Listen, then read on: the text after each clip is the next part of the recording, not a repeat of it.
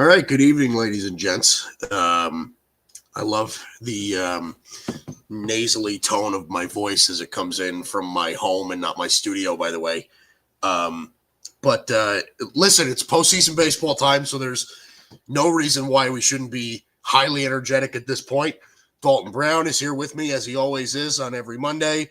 And we kind of had a plan for this show, Dalton, where we were just going to be sort of freeballing it. There's no plan here. We're just kind of telling it how it is and reacting to what we see. And we are about 3 days-ish into the division series. And a lot's going on. It's been a very, very interesting couple of days. The Dodgers taking 2 out of 3, the first 2 games in Philadelphia. The Blue Jays blowing out the Yankees in the first 2 games in Toronto. Obviously, Dalton and I will have plenty to say about both of those things. But how are we feeling, my friend? The reason, by the way, just to show you how committed Dalton is as a ball watcher and a Dodger fan, the reason we didn't start the show at 8 o'clock, well, that's not true. I had something to do too. But the primary reason why we didn't start at 8 o'clock is because Dalton said, he sent me a text yesterday. He's just like, we have to talk about the timing about the show tomorrow because there's no way I'm on the air during the Dodger game. So if there's anybody out there that claims that Dalton is not a sincere Dodger fan, I will, sincerely bounty against that. So after my long introduction, Dalton, how are you feeling today, my friend? Yeah, those of you who are watching live, which I assume is what most of our audience is doing, if, whatever audience we have at the moment. The Dodger game just ended. The Dodgers just took a 2-0 lead. I am not coming out of that game feeling as good as one might imagine I'd be feeling, in large part because Dave Roberts decided that he wanted to turn back into 2016 to 2023 Dave Roberts. Mike, I don't know how. The Dodgers they just won their 9th game in a row, dating back to the regular season. They're hot at the right time. It's great, right? Mm-hmm. But a big part of that has been Roki Sasaki getting moved into a high leverage role in the bullpen. Yeah. And he's basically come in and solved the 9th inning for us now 3 times in our last 5 or 6 wins. This has kind of been the formula. Part of why the Dodgers struggled so much this season and struggled to hold leads down the stretch is there were a number of guys that in the past have been reliable that just aren't anymore. And Blake Trinan is right near the top of that list. He comes into the game, either he's not throwing strikes or he's not locating strikes, and he gets hit. And that kind of just is what it is right now. I feel for him. I know he wants to go out there and contribute, but he's been pretty self-aware and owned it that right now he's not a guy we should be going to in high leverage. He's said it himself. And yet tonight, you get an amazing start from Blake Snell. The offense eventually breaks through in the top of the 7th, puts up 4 runs. Emmett Sheehan comes in, gives you 2 really strong innings. And look, I got to give it to Emmett Sheehan. He comes into the 7th, works through a clean inning. Love to see it. But going into that 8th inning with game pressure, guys on base, and you've got Schwarber and Harper coming up, and he's staring down the barrel of that. And he goes 2-0 to Schwarber. Right there, it could have got away from him. And instead, he started pounding the zone, throwing strikes, trusting his stuff, letting them get swings off on him. Strikes out Schwarber. Harper flies out. Boom, you're out of the inning. And that, to me, is in stark contrast to what we've been seeing from Dodger relievers all year. It's why moving these starters into the bullpen right now is the move, because you've got a number of guys who are confident enough in their stuff to just go right at somebody. If Bryce Harper homers there, and that's what beats you, you live with that. But you got to trust your guys to go right at him. Sheehan went right at him. He got out of the inning. Now, you move on to the 9th. You have a 4-1 lead. In my mind, there are exactly 2 options there. One of them is you let Emmett Sheehan keep working because he's pitching pretty well, okay? But I get it. He gave up a run in the 8th. If you don't want to let him keep working, I can understand the decision to go in a different direction. But the only other direction you can possibly go there is Roki Sasaki. You had a day off after game 1. He's fresh. He's ready to go. You already tested late in the season pitching him twice in 3 days. You know he can do it. You've seen him do it well. The idea that Dave decides, let's get cute here and go to Blake Trinan, who hasn't pitched well for months, is exactly the kind of decision that has been representative of Dave Roberts over the years. It's the kind of decisions he was making in 2018 when he kept going to Ryan Madsen over and over, despite him having given up runs in 5 consecutive outings. These are the kinds of decisions that have sunk past Dodger playoff runs. And look, I'm glad he managed to get Trinan out of the game after 3 batters. I think at that point you have to go to a relief pitcher rather than having a starter, come into a dirty inning. Vesia kind of worked his way through some things, and then he ended up going to Roki for the final out. I don't want to be going to Roki with first and third and 2 outs in a spot like that to face Trey Turner. That's not what he's built for, right? This is a guy who you need to be starting a clean inning. So I can only hope that Dave Roberts learned something there, and that in similar situations that will inevitably come up throughout this playoff run, that he can make a more informed decision there and just go to what's working and not try to make some emotional decision to go with a guy who's gotten it done for you in the past. That being said, Blake Trinan was unbelievable. Jesus Luzardo was unbelievable for them too. I think Rob Thompson of the Phillies deserves a lot of questioning as well, because you get into that inning where we get 2 runners on with nobody out against Luzardo in a 0-0 game in the 7th. That right there is, to me, where you go to your best reliever. That right there is where you go to Yohan Duran. Instead, he goes to Ryan Kerkering. We drive in 2 off of him. They go to Strong. We get 1 more off of him. And all of a sudden, you're down 4-0 in game 2. And now you're bringing in Yohan Duran into another game where you're trailing in a clean inning. And to me, if you're a Philly fan right now, you've got to be pretty pissed. Like, you've got to go to your best reliever in the highest leverage spot, period, even if that's in the 7th inning. And so, we'll see if Thompson learns from that or if it's too late for him to learn from that. I'm very curious to see how the Philadelphia media is going to handle that. But, Mike, a lot of thoughts. At the end of the day, the Dodgers are up 2-0. You take 2 games on the road in Philadelphia. Obviously, I can't ask for anything more than that. We've got this series right where we want it. Hopefully we can finish the job on Wednesday. So Chris Antaki in the comments section says, Dave is who he is. He will continue to make that same mistake, but hopefully he knows not to use Trinan or Scott moving forward this postseason. Do you think that after an outing like tonight where Blake Trinan could not get anybody out, right, and he's been struggling all year, and it's the same thing with Tanner Scott, even though we haven't seen that yet in this postseason, do you think that, and like a night like tonight where you almost cost you the game, will Dave Roberts, do you think, start steering away from Blake Trinan, from Tanner Scott, from the guys he just, like, the guys that have a track record of getting the job done but haven't put it together this year?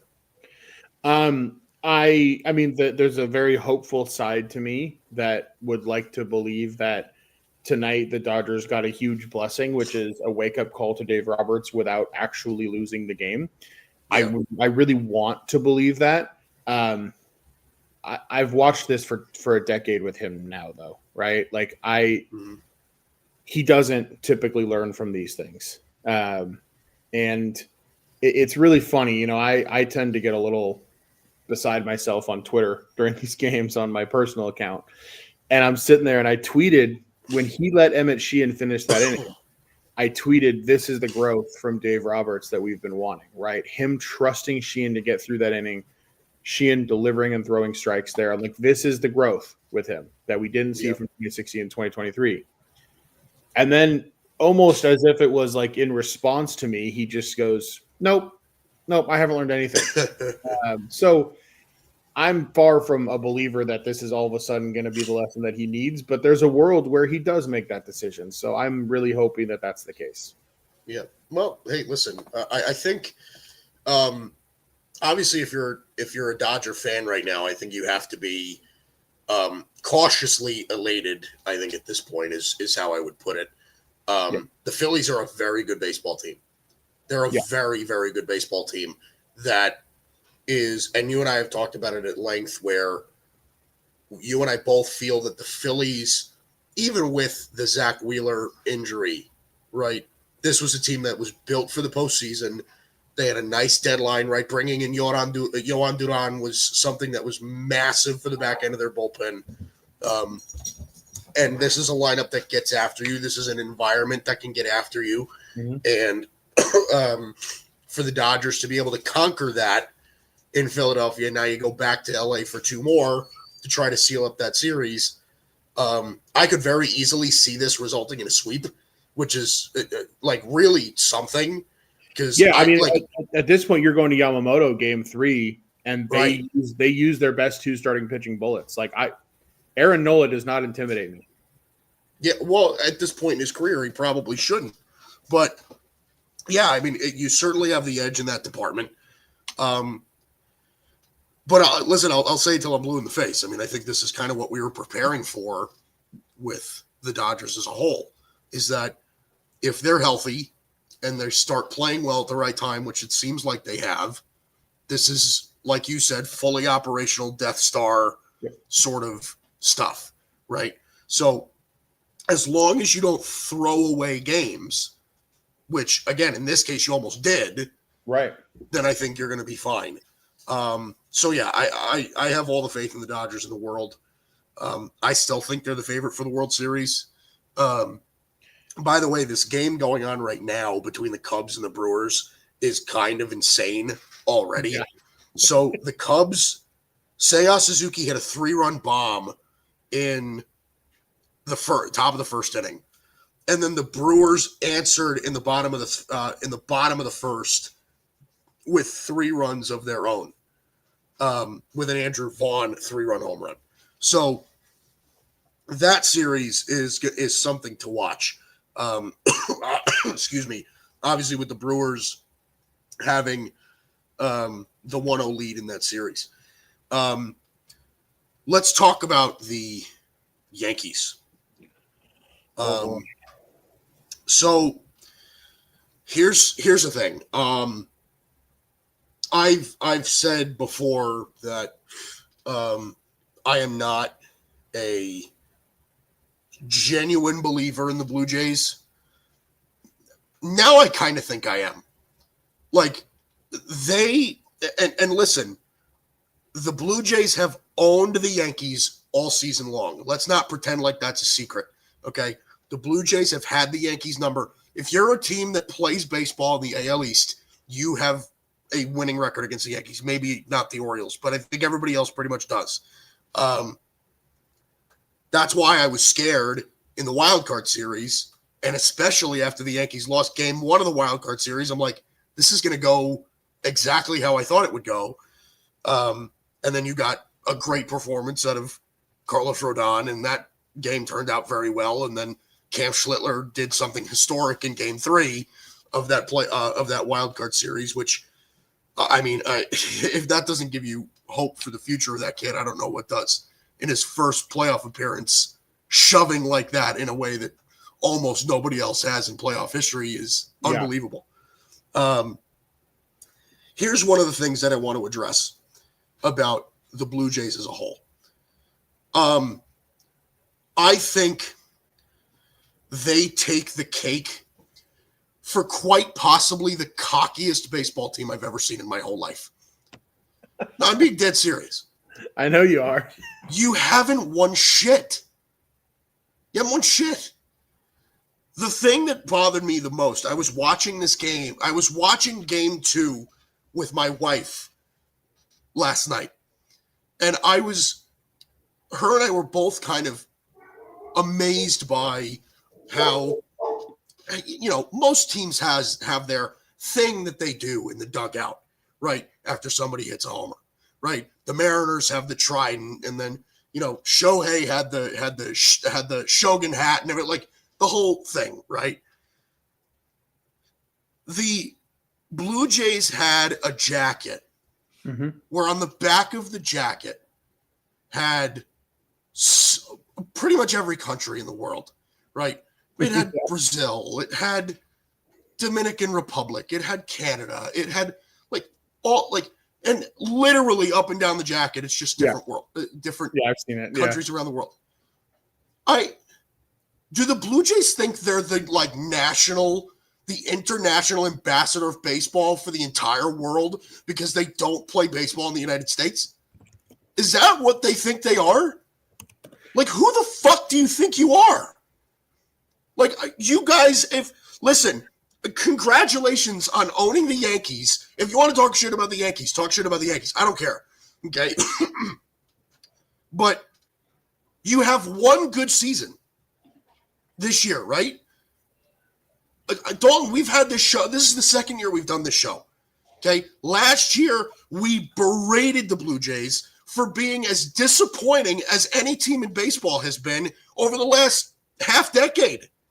I mean, we were talking about how Vladimir Guerrero Jr. was as overpaid as any player in baseball could have been when he got that $500 million extension from the Blue Jays, right? How guys like Bo Bichette wasn't worth bringing back because he was underperforming. Then all of a sudden, it turns out that they all put it together this year on a whim. They get and listen, I give tons of credit to somebody like Trey Savage, who looks like he's a great kid, and that kid's stuff is gross. Like, there's really something to that kid. But they have been as disappointed for the amount of money they've spent, the amount of prospects they've brought up. They have been one of the most disappointing franchises in all of baseball. And now they're going to sit up here after blowing out the Yankees in 2 straight games in Toronto, which is, again, great. But if this is who you think you are now the brand ambassador of baseball to the entire world. I think that's fucking bullshit. I think that's Mike, fucking crazy. So, Mike, I hear you loud and clear. The jacket does have a story. The story of it is basically the countries that are listed on the jacket are the countries that all of the current Blue Jays players and team staff are from. It's not just, hey, we're the representative of the world. Here are all those countries. Just to provide a little bit of context. I do now, because the reason that I've been chuckling is not that, though. The reason I'm chuckling is because the emotions that you're feeling right now are so similar to the way I have felt toward the San Diego Padres over the last few years. Where it's like you motherfuckers are nobodies. Like, congrats on your division series wins, but you haven't done anything. So I totally get it.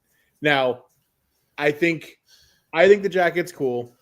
I thought the Trey Savage thing was really cool. I know you did. Like, I know you can, as a baseball fan, that kid's a stud. Right? He's a real. Yeah. He could pitch. To me, Mike, I wasn't surprised by game 1, right? This is Gossman against Heel. This is kind of like the game where if you win it, you're winning the house money game to me in terms of just like pitching matchups. And then from there, it's like, okay, then we're going to go Fried and Savage. Then we're going to go Rodon against Bieber, right? You're going to have the advantage in the games that follow that. And so game 1, I'm like, all right, well, hey, Blue Jays rode some momentum, picked up a big game 1. I was talking with Tristan about that, and I was like, I think it's a good opportunity to bet the Yankees to win that series because the Blue Jays just took the one game that they were most likely to take, right? And I bet the Yankees going into game 2 because I looked at it and I said, man, like, Fried should pitch well here. And I get that this Savage kids look good, but this is his fourth major league start. The fact that game 2 went the way it did for Fried, for Luke Weaver, for the Yankees pitching staff in general was pretty shocking to me and is pretty alarming to me because it puts you in a position where Rodon might pitch great tomorrow night, but who do you trust right now in that bullpen to get outs against that lineup? Right. Yeah, 100%. And I don't trust really outside of David Bednar, probably nobody. So it's a scary spot to be. I mean, look, the hope, obviously, for the Yankees, right, is tomorrow, the Bronx is jumping. You get out to a lead early on Bieber, right? Yeah. And you strike some fear in them.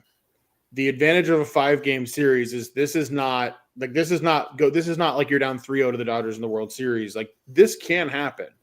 You got to take it one game at a time, right? But the Yankees have won 3 in a row plenty this year.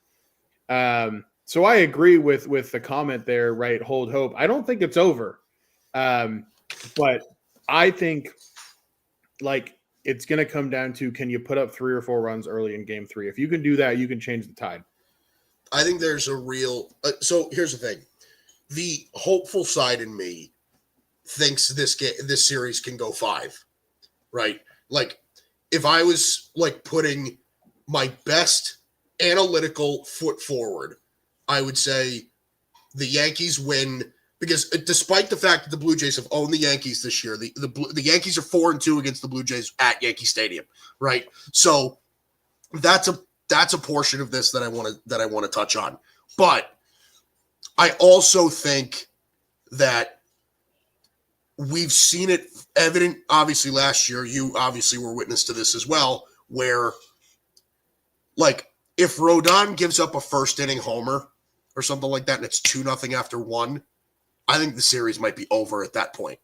Like, the Yankees have a tendency, and their environment has a tendency to deflate really, really early, right? This is not a rally type of team. This is a get out to an early lead and keep punching you until we can't anymore type of team. So that's the part that scares me. But excuse me. I appreciate you clarifying the jacket, even though I still think it's a little flamboyant, but whatever. It's just stupid jacket. I hate it. Fair. Anyway, no matter what it represents, I don't like it. It looks stupid. Vladimir Guerrero looks fat in it. But there you go. Let him have it. I think here's what I think, honestly, though. What I came away from that feeling. This, I think, said way more. These first 2 games said way more about the Blue Jays than the Yankees. I agree. Honest to God. Well. Yeah. Like, I think the Blue Jays, like, there's a real good shot, Dalton, that the Blue Jays are just really, really good. And they're playing really, really. Now, it seems a little Met-ish, right? Where, like, I don't know if this version of the Blue Jays is now going to be something that we see for years to come, right? I don't know that this is the Blue. Like, if the season were to end today, I probably still, obviously depending on what happens in the offseason, I probably still today pick the Yankees to win the division next year. Yeah. But the Blue Jays, as of right now, like, Max Fried's been pitching really, really well for the Yankees for the last 6 weeks. Like, he's been really good. And the Blue Jays clobbered him. Yeah. Like, that to me says more about the Blue Jays than the Yankees. The Blue Jays might just be on it right now. Like, that's how I feel about it. I think you're right. And you and I talked about it heading down the stretch too, right? The Yankees finished the season red hot and still couldn't catch Toronto, because so did Toronto. And that environment, I mean, look, dating back to like the 2015 ALDS, right? When they were hosting Texas, that's a tough place to play in the playoffs in Toronto. Like, that place is huge and it's loud and they're passionate there, as all these fan bases are. But that's a tough place to play. And part of it for them is Vladimir Guerrero Jr. right now is playing like the best hitter in the world, right? He is playing like, at least at this moment, he belongs in the Aaron Judge, Shohei Ohtani, Juan Soto, that he belongs in that category of hitter when he's going like this. Yeah. And you elevate that with the production they're getting from guys like Ernie Clement and Dalton Varsho, right? Like, when their role players are playing up several levels and their stars are playing up. Yeah. I mean, this is what it looks like. And I think the Mets are a fair comparison to them in the sense that, like, last year's playoff Mets, you just had this feeling of like, well, this team's not great, but man, they're hitting on all cylinders right now. Now I think the question for Toronto becomes like, what the Mets eventually ran into is, well, you just didn't quite have the pitching. And we've talked about this with Toronto a few times. Like, Kevin Gausman's pretty good. Like Trey Savage looks good, but his next start's going to be his 5th major league start.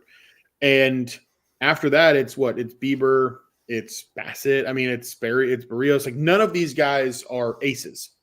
And so even if they do advance past the Yankees, like they're going to have to prove it to me round by round from a pitching perspective, because otherwise the bats are going to have to keep going insane. And I don't know. I mean, but look, I don't want to take any credit away from the Blue Jays. Scoring 23 runs on 29 hits in the first 2 games of that Yankee series is incredibly impressive. There was a stat I heard on the broadcast yesterday that blew my mind, and I'm upset at myself that I didn't write it down. But it was like they hadn't blown, like they lead the league in least blown leads. Like they don't really give away games. And that's amazing because Jeff Hoffman is their closer, and Jeff Hoffman has like a 4.5 ERA. Like that boggles my mind. And I think what was it now? They're 73-4 or something, 72-4, 72-4, 73-4 when they score 5 or more runs. So like whoa, like that's insane. So okay, let's shift a little bit to the wild card stuff. By the way, have you seen the love that my rant is getting? That my rant got in the comments section. I agree. That was a good rant. That was like a good old fashioned like rip it open rant. I enjoyed it. It was fun. No, I appreciate. I mean, look, I'm not rooting for your misery, but I'm not mad at the rant it brings out.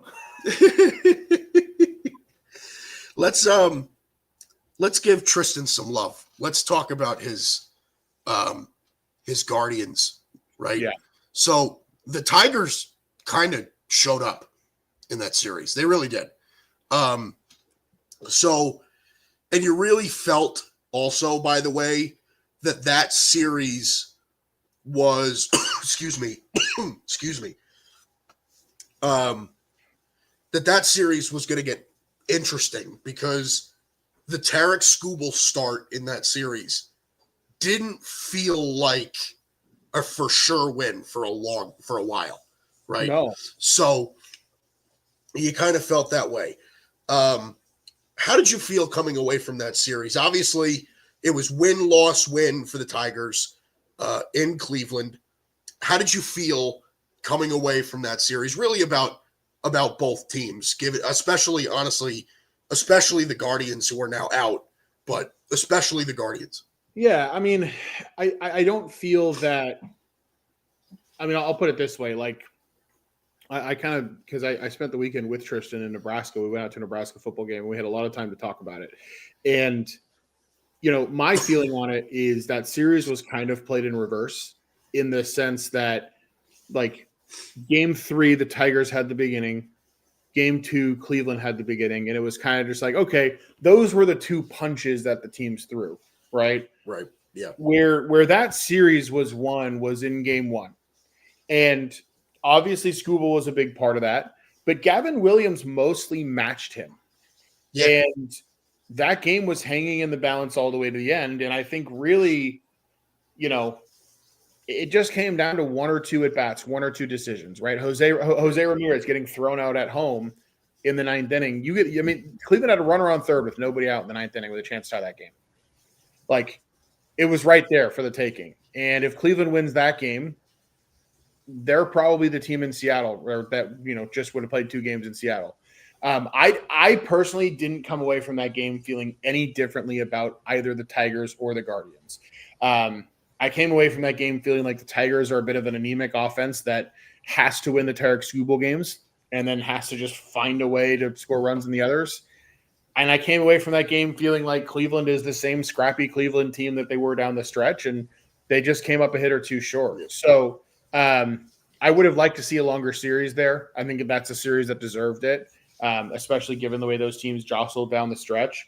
I feel for the Guards. I think, obviously there's a lot for them to hang their hat on as far as not quitting during a season like that and finding their way into a wild card series and into a division title that they can put up in the stadium. there's a lot to be proud of there for the Guards. And obviously they didn't quite finish the job in that series, but they gave their fans something to enjoy. They gave them a home wild card series. So it's not all bad. I mean, look, only one team's going to be celebrating at the end, right? So yeah. Well, listen, I mean, I think if you ask most Guardians fans, they didn't expect to be here, right? Like honest to God, like, and Tristan, feel free to chime in the comments because, like, obviously we know him as a Guardians fan, but like we talked about them at the beginning of the year. Obviously, last year going to the ALCS and everything, but I mean, this is always a roster that nobody ever really is impressed by, right? Like they always kind of piece together wins. They find pitching that just seems to work, and that's how they win games. This was a very, I mean, we talked about it a couple weeks ago. This was not even a couple, last week. We talked about this. Like they were a very poor offensive team this year. Yeah. They couldn't hit at all. They were among the bottom of the league in virtually every offensive category, and they still found themselves in a home playoff series. Like that to me, like I'm not one that's all for like moral victories or anything like that, but that feels like a moral victory to me. I don't know. Yeah. Like I feel like that's almost something to be proud of. It's almost like if the Guardians, I don't know, what's that thing that you do to improve your team that, isn't totally like, it's on the tip of my tongue. Oh, if they spent a little money, maybe they'd be pretty darn good. You think? Like that's the thing that frustrates me is look at how, like if I was a Guardians fan, that's the thing that would frustrate me. Look at how close we are when we don't spend money. Yeah, and the thought that always comes into my mind with that, right, is there are certain organizations in our sport that are really good at finding ways to compete despite the fact that their ownership doesn't want to spend, right? The Guardians are one of the poster children for that. So are the Brewers, so are the Rays when they have their seasons, right? And you think about what happens if, like, what if you took that same approach and all of a sudden you spent money? That's why the Dodgers are what they are, Mike, right? Because they went and got Andrew Friedman from the Rays, and they took that same verve for player development and culture development and then just spent money around it. And look what you've built. And what that tells me is that I think there are a lot of teams out there, specifically teams like the Guardians, like the Rays, like the Brewers, right? That if they were willing, and I'm not saying they have to spend like the Dodgers or the Mets, right? And this is the conference, like Tristan said in the comments, I've had this conversation with him ad nauseum. Like, you don't have to spend like the Mets, but like, if you can just come out and spend $140, $150 million on a roster, you're a World Series contender potentially. No, I mean, you might not be, right? But you're giving yourself a heck of a lot better shot. Right. Yeah. No, I agree. Oh, boy. All right, let's go to what haven't we talked about yet? The Yankees Red Sox. We kind of talked about that a little bit. Cubs Padres, I think, is worth a minute or two. Yeah, let's touch on that. We haven't really touched on that series. We haven't really touched on Cubs Brewers either. We'll talk about that. Again, that game's going on right now. But Cubs Padres. I mean, listen, you guys were right. I mean, I'll give you that. You guys were right. I picked the Padres. You guys both picked the Cubs. But kind of what you thought happened in that series. So, kind of talk to me a little bit about that. It's not like the Padres, like the way that I saw it for me was that my criticism of the Padres is like against good pitching, how are they going to consistently drive in runs if they're not hitting the long ball, right? And that's sort of what their postseason experience ended up being. So talk to me a little bit about that series, how you kind of came away from that. Yeah, I mean, the Cubs gave them plenty of opportunities. Like the Cubs, to me, like I didn't come out of that series feeling like, oh boy, the Cubs are going to be a tough out. I came out of that series thinking, man, those Cubs, they don't look that great, but the Padres just can't hit. Like, and that was their issue is they'd beat up on bad teams and they'd come into these series against the cream of the crop in the league, and all of a sudden the bats go silent. I mean, listen, you take away that Manny Machado 2-run homer, and they scored 2. They scored what, 2 or 3 runs the rest of the series. Yeah.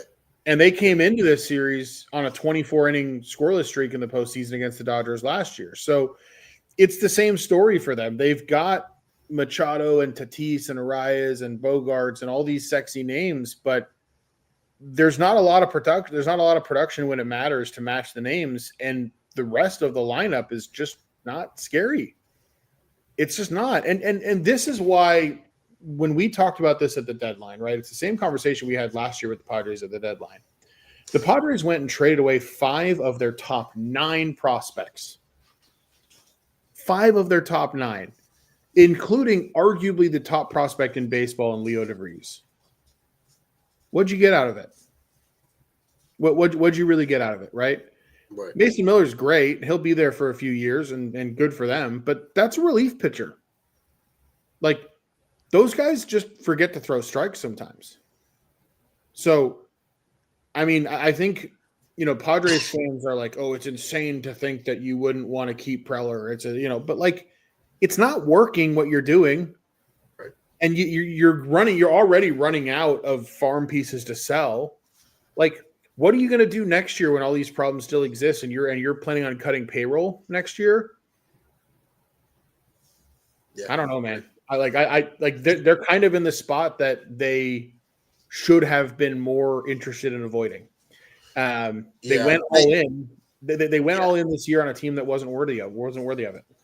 Yeah. Well, and that's the thing, right? Like, they went all in and it didn't work, and now they pay the price of. Yeah.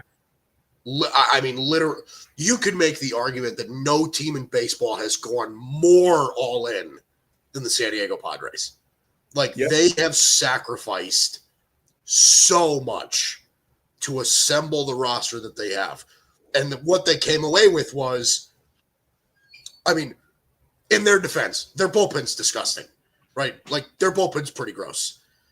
But a fairly subpar rotation when you put all the pieces together, like we didn't get great stuff out of Dylan Cease or Yu Darvish or no. You didn't really get anything out of those guys. Michael King is going to walk next year, right? So, and then you had a lineup that, name-wise is great with Tatis and Machado and Luis Arias and Bogarts. And, those are all names you recognize. But they couldn't hit the long ball, and they couldn't consistently drive in runs. And Mike, when you're leaning on guys like, and look, I don't say this lightly, but we've seen enough of it at this point. When you're leaning on guys like Manny Machado and Fernando Tatis to set your culture in the locker room, this is also kind of where you end up. Like, I don't know if you saw the clip of Machado where a reporter asked him a perfectly reasonable question after the game, right? He said, hey, how do you assess, obviously this is a tough loss. How do you assess this season? There are a lot of ways you can answer that question that are totally reasonable, even if you're not in a good mood. And he's just like, what, are you serious with that question? You should be asking a better question. We lost. What do you think? We lost. And to me, like, the fact that you are that like you immediately have to be that kind of combative, that kind of let me turn this on you, Mr. Reporter, after you just lost a series in which you didn't do a whole lot. Like, there's not a whole lot of like owning shit in that organization. Yeah. And I think the organization has a real culture problem that doesn't allow. I mean, look, Mike, I'm also like, I'm not a Padre guy. They didn't get a home playoff game this year. Yeah. Hilarious. Just had to put it out there. Oh boy, Tristan Reyes, by the way. That was a psychotic answer. It was nuts. It just like the look in his eyes, you can just tell, like, man, this guy's a douchebag. Yeah. Well, that's kind of in the book on Machado ever since he was young, right? I mean, like, that's people have always kind of been afraid. That's the person setting the tone in that locker room. Well, right. And then you got a guy who's getting injured for half the season because he's driving a golf cart too fast, and he's getting popped for PEDs, and yeah, right. Oh boy. See, Met fans, it's not all about you. Sometimes we make it about the Padres too. Like, they're worthy of being made fun of. So okay, so let's kind of piggyback off this, and let's talk about. So I have a little bit of a gripe with the Brewers for a second, and maybe you could shed a better light than this on me. Kind of like you did with the jacket. Maybe if I just stop being such a hater. So the Brewers started tonight's game with Aaron Ashby and then brought in Jacob Misiorowski. Why not just start with Jacob Misiorowski? You have a great rotation. I think it's a little bit of just overthinking it. That's right. And Pat Murphy, by the way, by all accounts so far, is showing to be a great manager. Like, that guy looks like he can really manage a ball club. But why are you Jacob Misiorowski is one of the most exciting and productive young pitchers in the sport. Why are you not you just saw, by the way, this is coming off of, you just watched what Cam Schlittler did to the Red Sox. You just watched what Trey Savage did to the Yankees. You don't think that Jacob Misiorowski is capable of starting a playoff game against against the Cubs of all teams that struggled to get through the Padres? So, yes, you're right. But also, what about Quinn Priester? Is he not healthy? Am I missing something? I honestly, I can't. By the way, the Brewers just took the lead. I think William Contreras just homered. What I don't understand is I just why is Quinn Priester not starting game 2? How has he not earned that? Yeah, right. I just had to Google to make sure. Did I miss an injury there? No, I didn't. But yeah, so number one, I agree with you that if you're gonna put the Miz out there, just start him. Start him and figure it out. If you need to pivot early, you pivot early. But why? Misiorowski hasn't been that great either. You have Quinn Priester, you have Jose Quintana, who I know is kind of coming off an injury and might not be fully built up, but those are the guys who you've ridden this season. Right. Why don't you go Peralta game 1, Priester game 2, and then go Quintana with maybe an Ashby as a piggyback with him, and then go Miz game 4 if you have a lead, or go Peralta game 4 short rest if you have a lead. Right. And they have a lot of options, and to me, it doesn't make sense that you're forcing a bullpen game in game 2. It feels very getting cute and overthinking it. So I wholly agree with you there. But hey, they just took the lead, so they did. Well, listen, I mean, they're kind of beaten up right now on Shota Imanaga, which is something else that's troublesome for the Cubs, by the way. But yeah, I don't know. I felt like I needed to bring that up because I'm so I watched the very end, before I set up the stream and everything. I watched the very, very end of the Dodger Philly game, right? Literally.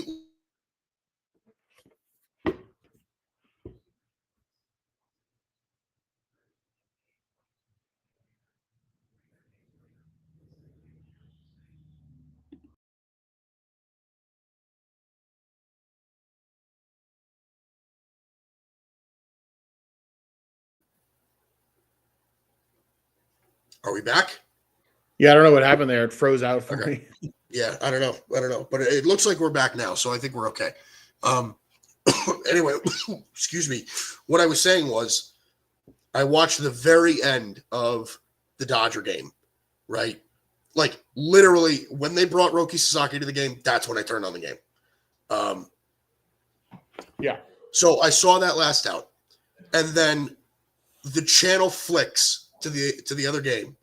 Right. And I see Seiya Suzuki trotting around the bases, and I just see Aaron Ashby on the mound, and I'm like, excuse me? Yeah. And then I heard, I forget who's calling that game, but yeah. I heard, it's expected to be a bullpen game here for Milwaukee. I'm like, what are you talking about? Bullpen game? With the rotation that they have. A bullpen game in game 2 of the DS? Come on. Like, Yeah, it's just, I don't know. That felt so unnecessary. I agree. It's a strange decision. I mean, yeah. Mike, you know what's exciting on my end on a personal note is, both look, Dodgers still got to win another game, but Milwaukee's a 4.5 hour drive from here. Chicago's about 5.5.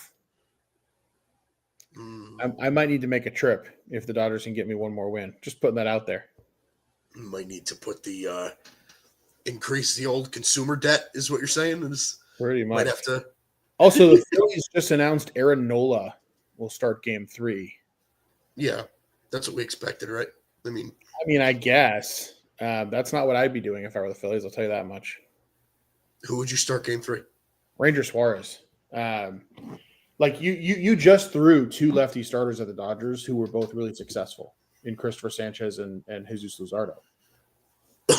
I mean, to me, Ranger Suarez, if I remember correctly, I think he pitched really well against us late in the season.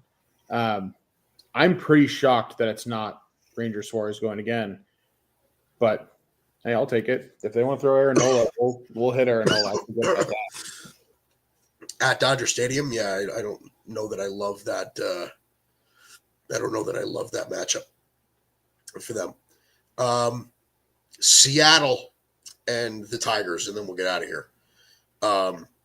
So that series is tied 1-1.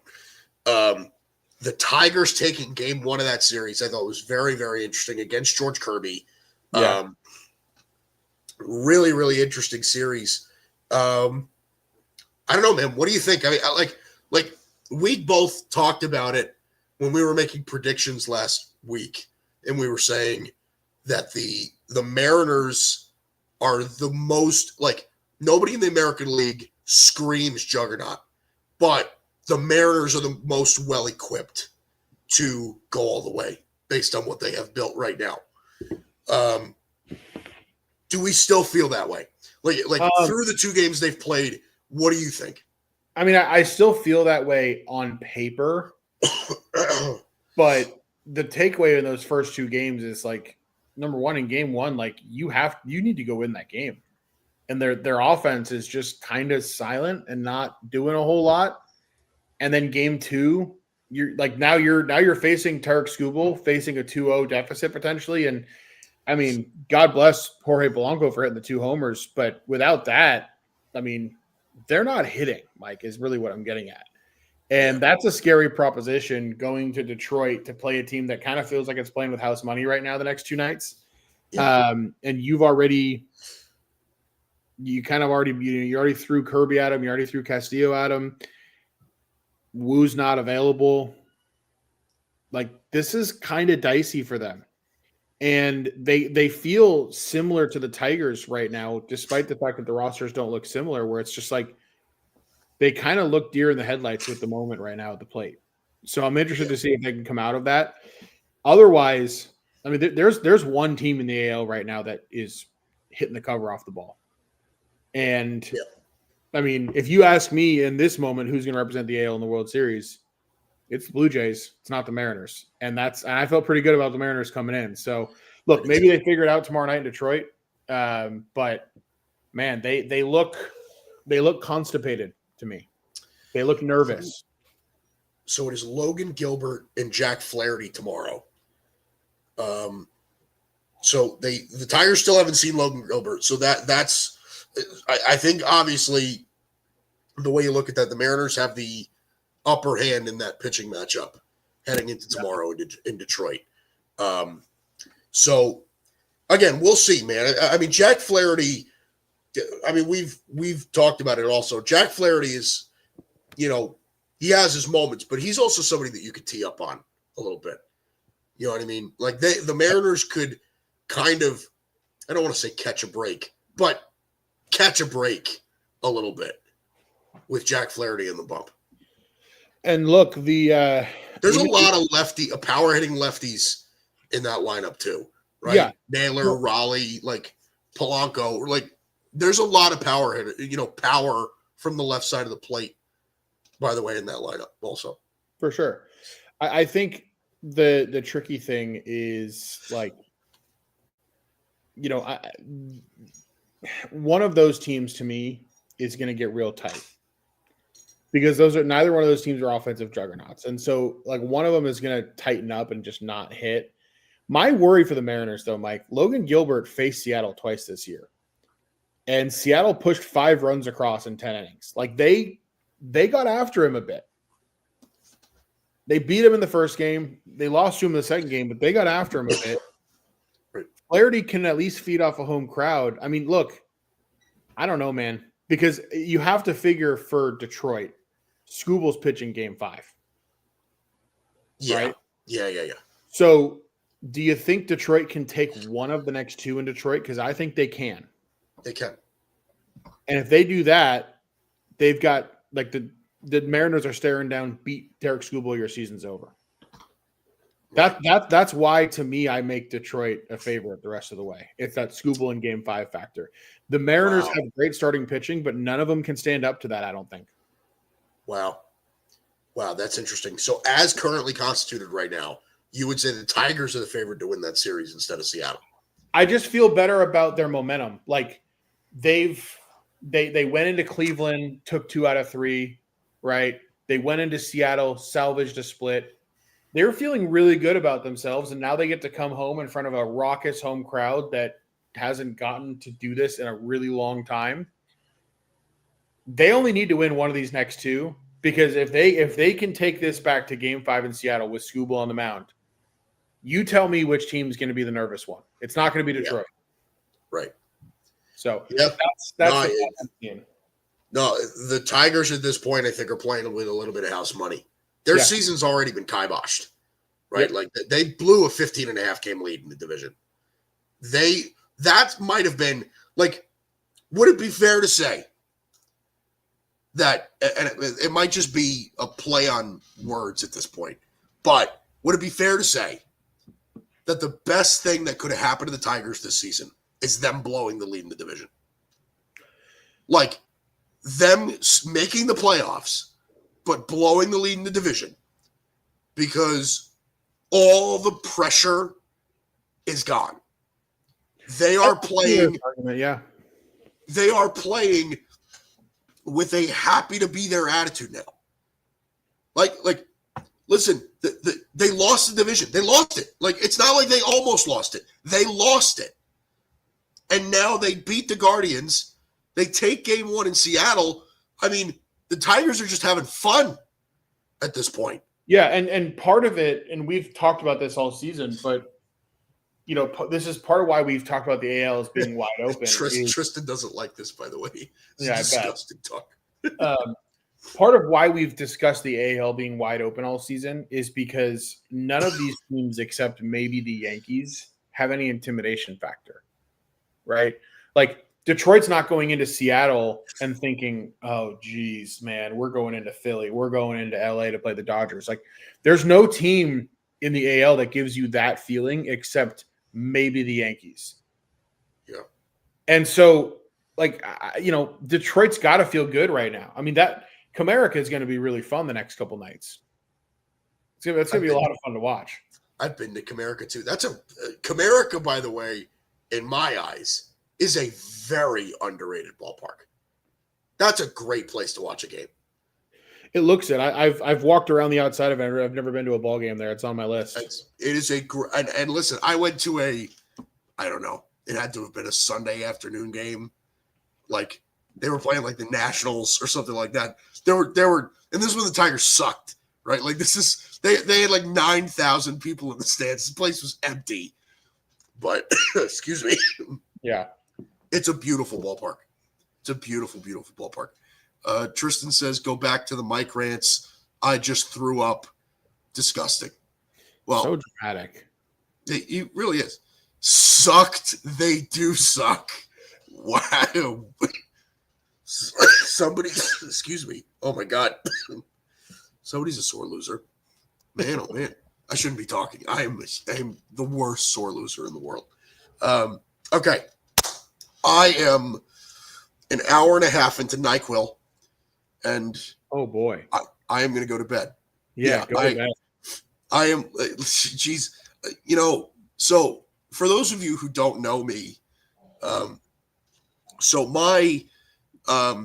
am in school currently at the moment to become an elementary school teacher. Okay. So my student observations are happening right now. So a couple times a week, I go into a second grade classroom and I observe. And I love doing it. It's great. I absolutely love it. It's fantastic. But this is the price you pay being a new teacher in an elementary school classroom with a bunch of germy 7-year-olds. So my immune system is not built for the things that I have to endure in a second grade classroom. So you'll build it up over time. Here we are. Excuse me. Oh my goodness. But listen, great stuff. Hopefully the next time we speak, the Yankees will be heading to the ALCS and shocking the world, taking down the mighty Blue Jays. And the Dodgers beat the hell out of Aaron Nola, and the Brewers come to their senses and don't start Trevor McGill tomorrow for Game 3. I'm sorry, not tomorrow, the next day.